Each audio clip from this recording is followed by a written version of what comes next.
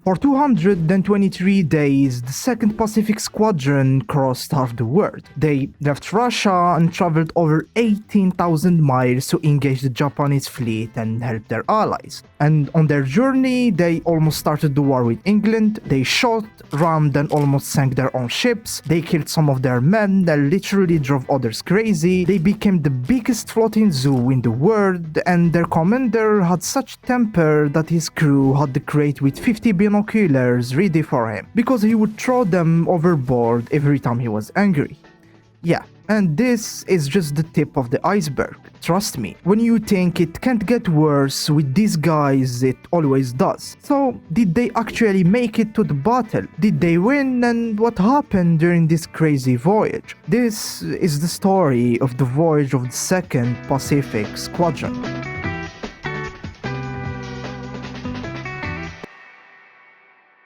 Before they even set sail, this fleet had issues, to say the least. One, most of the crew were conscripts from Central Russia. Many of them had never seen the sea before, and they didn't have time to train them, because they spent most of the winter locked in ice. Two, the Russian ships were not designed to sail this far and through tropical environments. Some of these ships were new and untested, others were old and obsolete, others were refitted aristocratic yachts and patrol vessels and cruisers unfitted for war. They just mounted some random guns on them and called it a day. And three, they didn't have any refueling or resupply bases along the way. The rules of war didn't allow neutral countries to help fleet this big. So their plan was that ships from the German Hamburg line would resupply them either at sea or at neutral ports, if they could convince them, of course. And supplying a ship with coal when it's docked was a hard thing to do. Doing it at sea was even harder. Nobody has ever tried it before with fleet this big. And you know, all these issues we just talked about, they didn't think that these were issues. They thought that they would find solutions when the time comes.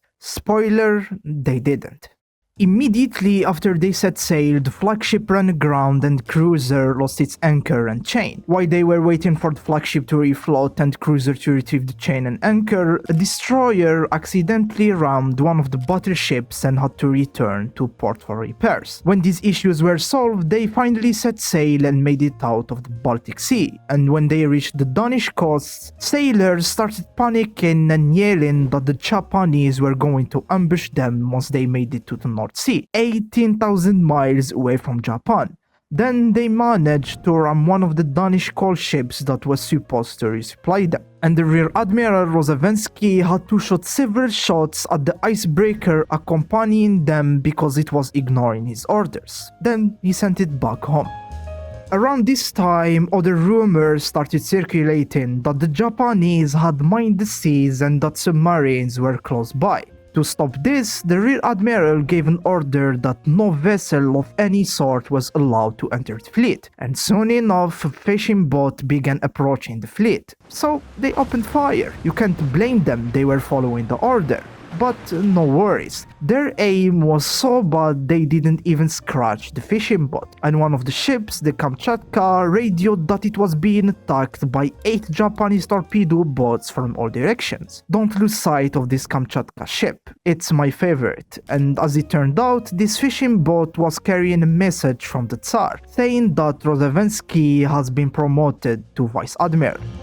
After this little incident, they finally made it out into the North Sea, and in the night of October 21st, 22nd, they spotted the fishing trawler fleet. These were slow and well-lit boats, so they identified them as fast Japanese torpedo boats and opened fire. It quickly became one huge mess. Nobody knew what was going on. Some of the ships began to report that they had been hit by torpedoes. Some sailors put their life vest on and were ready to jump into the sea, and others just blindly charged with any weapon they could find, screaming that they were being boarded. This mess lasted for 20 minutes until the Vice Admiral stopped them, and this time they actually hit something. They sank one and damaged 4 fishing boats and hit 2 of their cruisers, killing one of their own sailors and a priest. And as you can imagine, in England they were not happy, and they even had their fleet ready for action. But in the end, the Russians ended up paying a compensation and leaving behind some of the officers that were responsible for this incident, including a man named Clado.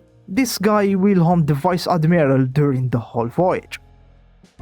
After they almost started the war with England, for the Kamchatka this was not enough. So it opened fire on Swedish, French and German ships, mistaking them for Japanese torpedo boats. Yeah, again. But luckily their aim was still extremely bad and they didn't hit any of the ships. And this ends their little adventure in Europe. After leaving European waters, they docked in a port in Morocco, where one of their ships managed to cut the telegraph cable, cutting communication with Europe for a few days. Then they sailed south, where they linked with one of the German ships that was supposed to resupply them. And to reduce the time of this operation, the fleet was ordered to take double the amount of coal. And when the coal bunkers were full, they just stored it anywhere, on the deck, in passageways and in storerooms. This resulted in highly flammable fine coal dust coating the whole fleet, and with the humidity it got worse. Some sailors literally died because of it.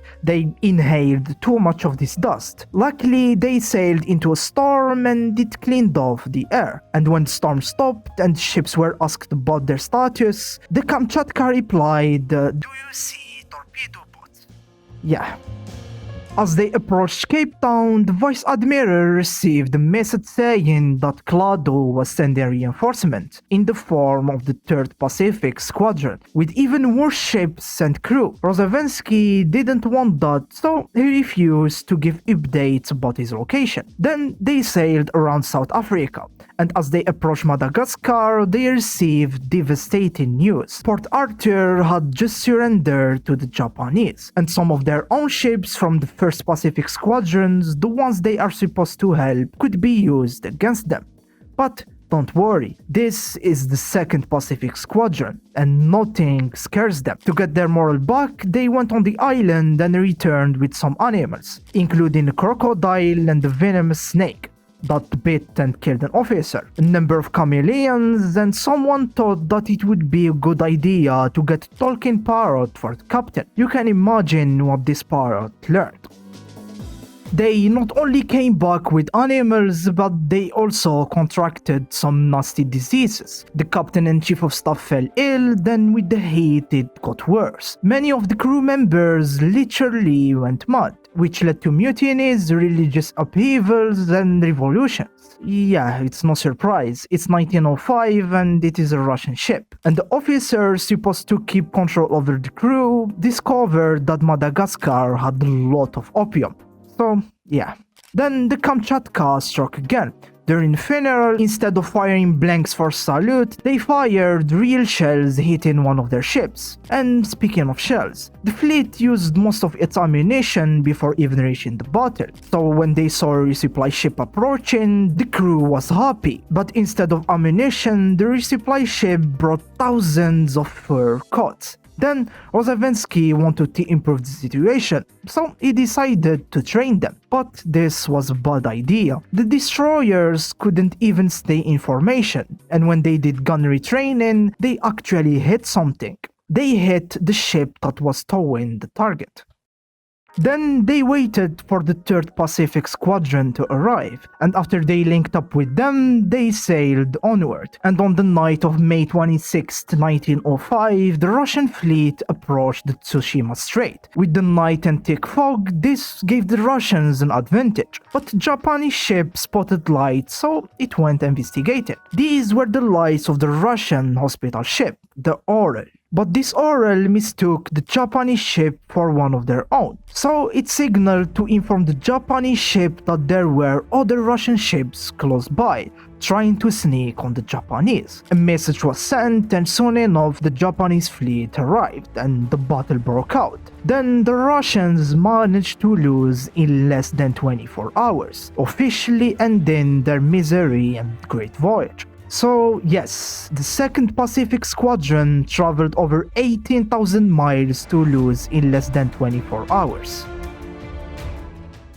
If you enjoyed watching the video, don't hesitate to sub and leave a like, and if you want to see other stories like this one, you can check this one out. It's more serious, but it's a great story. And yeah, I will see you soon.